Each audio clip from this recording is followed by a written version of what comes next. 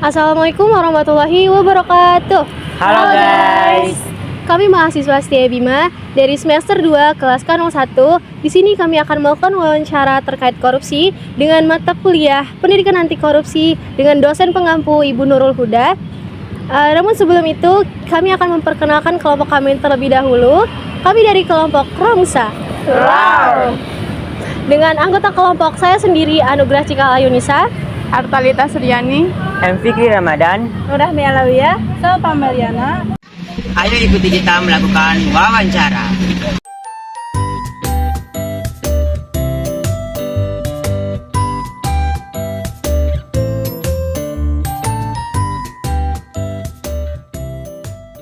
Assalamualaikum warahmatullahi wabarakatuh. Saya Anugrah Cikala Yunisa dari kelas K01. Di sini saya sedang bersama Ibu Meci Sakinatun Nufus. Jadi di sini saya akan mewawancarai Ibu Meci terkait korupsi yang terjadi di Indonesia. Ibu, menurut pendapat Ibu, korupsi itu terjadi tuh seperti apa dan karena apa? Kalau korupsi itu adalah suatu tindakan ketidakjujuran atau tindakan hukum yang bisa dilakukan oleh seseorang atau organisasi untuk menguntungkan diri sendiri atau orang lain.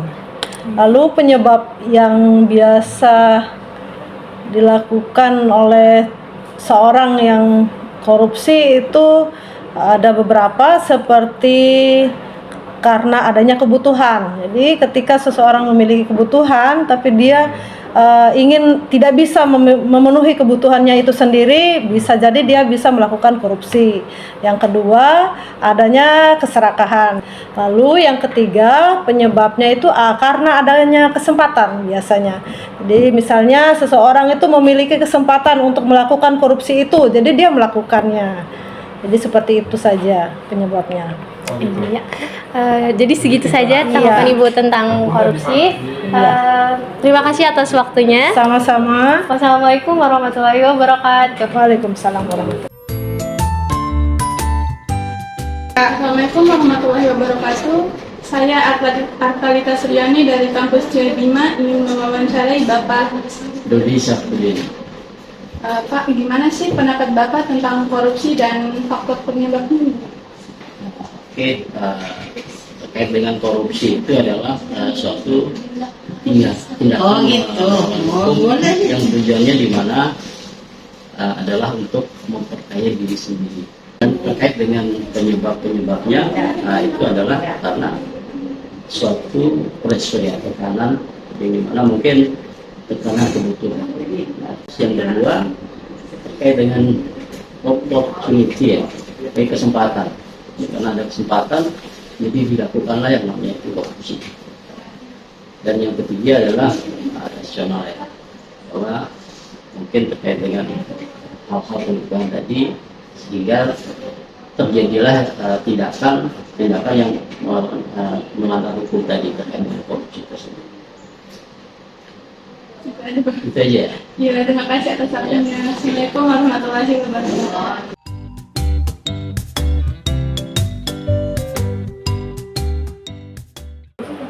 Assalamualaikum warahmatullahi wabarakatuh. Perkenalkan, nama saya M. Fikri Ramadan dan saya di sini sedang bersama Bapak Rahman.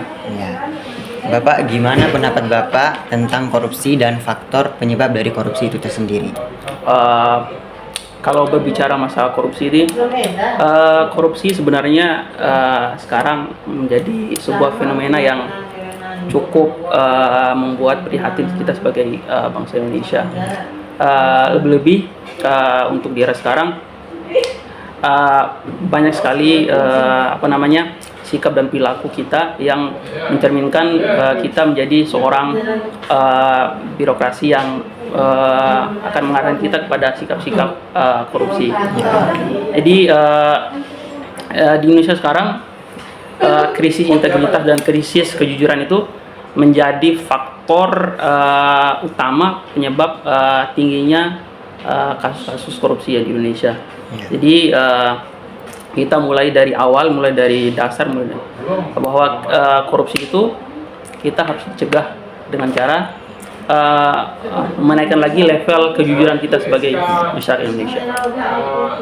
Itu aja sih pendapat saya. Ya mungkin itu aja yang dapat disampaikan oleh bapaknya. Terima kasih bapak Ya. sudah mengganggu waktunya. Bismillahirrahmanirrahim. Assalamualaikum warahmatullahi wabarakatuh. Saya Nurhim Alhawiyah, mahasiswa Setia Bima dari kelas K01 semester 2, ingin mewawancarai tentang korupsi dengan Abang. Novel, Apa sih itu korupsi?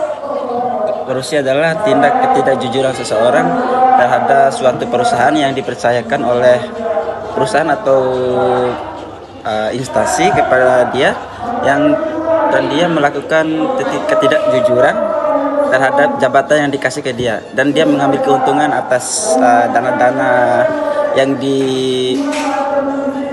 ditugaskan ke dia gitu. Kayak Dan apa sih faktor penyebab dari korupsi itu? faktor penyebab korupsi ada beberapa macam sih. Yang pertama itu memang faktornya faktor ekonomi ya.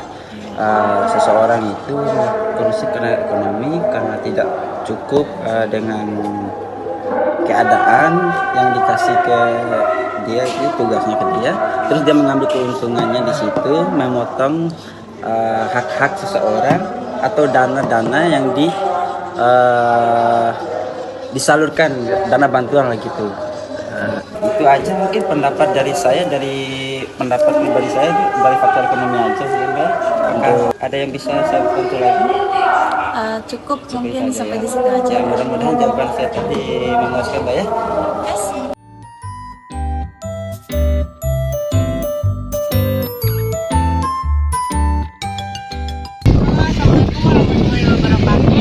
Saya atas nama Pak Meliana, di sini saya sedang bersama Bapak Susanto. Jadi di sini saya ingin bertanya Bapak, bagaimana pendapat Bapak sebagai masyarakat umum tentang korupsi?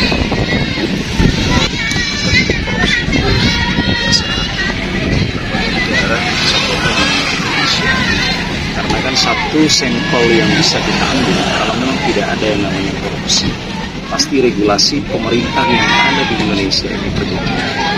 Ya, banyak melindungi sebagian besar pemerintah. Kebijakan-kebijakan yang diambil oleh pemerintah itu banyak menyeleweng sehingga terjadi banyak manipulasi.